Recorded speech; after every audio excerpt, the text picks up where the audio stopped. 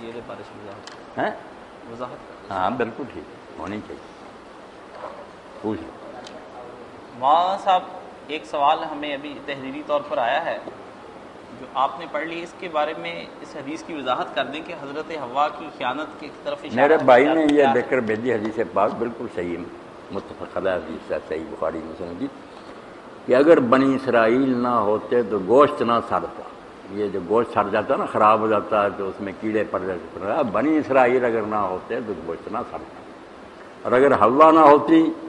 تو کوئی عورت اپنے خامد سے خیانت نہ کرتی۔ اس بارے میں پوچھیں کہ حوا نے کیا خیانت کی؟ بنی اسرائیل نے تو یہ کیا کہ اللہ کی طرف سے جب من اور سلوہ ان کے لیے اترتا تھا، یہ جنگل میں 40 سال رہے،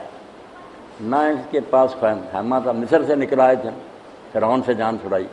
مگر ابھی فلسطین داخل نہیں ہو سکے، بنی جابر قوم میں وہاں تھی، یہ ڈر گئے تو جنگل میں پھر 40 سال دھکے کھاتے ہیں۔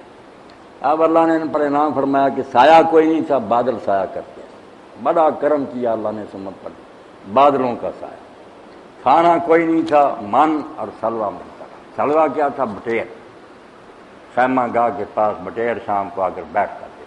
یہ پھر انہیں بھون کر کھاتے، اور من جو تھا کپڑے بچھا دیتے، رات اس پر نہ جیسے بوندی ہوتی نا، اس طرح برف کی طرح چھوٹی چھوٹی بوندی گرتی، اس کو صبح یہ کرنا چکی میں پیس کر روٹی پکا کر کھاتے، پکا پکایا کوئی نہیں تھا، من تھا،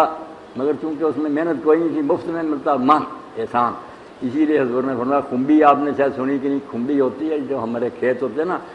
مکی کے یا اسی طرح کپاس وغیرہ کے، ان میں اگتی، زمین کا بخاری ہوتا ہے، ٹوپی اس کی ہوتی ہے سفید، بڑی مزیدار ہوتی ہے، اس کو پکا کر کھایا نا کھمبی، بہت آپ نے فرمایا الکما تو من المن، کہ کھمبی بھی جائے من کی قسم ہے، جیسے وہ من ملتا تھا نا، یہ تم نے کاشت نہیں کی، کچھ نہیں، اپنے آپ ہی زمین سے نکلا، تو من اور سلوہ ملتا تھا،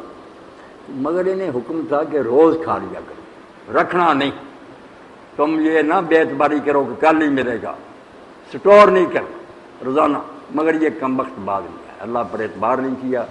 سٹور کرنے لگے، تو وہاں سے پھر وہ گوشت سڑنا شروع ہو گیا، دوسرے تیسرے کیڑے پڑ گئے، تو ان کی اس بری حرکت کو آپ نے کہا کہ اگر اسرائیلی نہ ایسا کرتے تو گوشت کیوں سڑا کرتے، انہوں نے سٹور کیا تو کیڑے پڑ گئے۔ حوا علیہ السلام کے بارے میں کہا کہ حوا اگر خیانت نہ کرتی تو کوئی بھی اپنے خاوند سے خیانت نہ کرتی، اس کے بارے میں ڈاکٹر صاحب خیانت معاذ اللہ انہوں نے کوئی نہیں برائی کی، نہ کوئی آپ سے بے وفائی کی کہ کوئی بڑی حرکت کی ہو، مگر جو غلطی ہوئی ہے ان سے کہ حضرت حوا کے پاس پہلے شیطان گیا، جب دانا کھلانا تھا نا، اس کو آسان شکار حوا نظر آئی، بی بی حوا سے اس نے جا کر کہا کہ یہ جس پھل سے اللہ نے روکا نا، یہی تو پھل ہے جنت میں کھانے کا، آپ کیوں رکے ہوئے سے؟ انہوں نے کہا اللہ نے روکا، انہوں نے کہا اللہ نے صرف اس لیے روکا ہے کہ تم ہمیشہ کے لیے زندہ نہ ہو، اس میں تو یہ فائدہ ہے کہ جو کھا رہے وہ مرتا نہیں، لالچ دیا، حضرت حوا نے کھا لیا اور باب آدم کے پاس بھی چلی کہ آدم کھا تو، انہوں نے بتیرا کھا روکا، مگر بیوی تھی منوا لی، اس کو کہا کہ یہ ان سے بے وفائی، کوئی نہیں اچھا کام ہوا۔ تو عورتیں بھی جو پھر ناز نخرے کرتی ہیں اور ہمیں اپنی بات منوا دیتی ہیں، تو کہا چونکہ ماں کی عادت تھی یہ، اس کی بچیوں میں بھی آ گئی، یہ کوئی گاڑی نہیں، یہی بات ہے کہ جیسے حوا نے اپنی نزاکت سے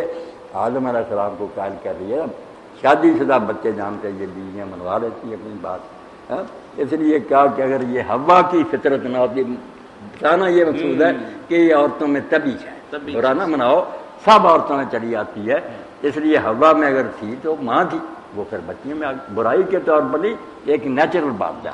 کہ پہلی نہ اس طرح کرتی تو بعد میں بھی کر رہی، یعنی پہلی نے اسی لیے کیا کہ عورت کی فطرت میں یہ رکھا نہیں۔